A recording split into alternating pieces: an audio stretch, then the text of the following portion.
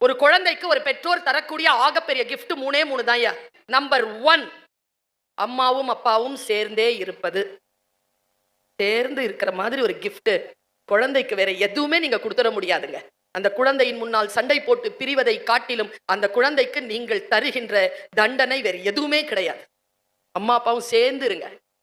இன்னொன்னு சொல்லட்டுமா? Second gift, உங்களை பாதுகாப்பாக வைத்திருந்து உயிரோடு வைத்திருங்கள். உங்கள் குழந்தைக்கு நீங்கள் இருவரும் உயிரோடு இருப்பதை விட வேற அற்புதமான கிஃப்ட் வேற கிடையாது. எனக்கு அப்பா இல்லை, எனக்கு தெரியும் அப்பானா என்ன.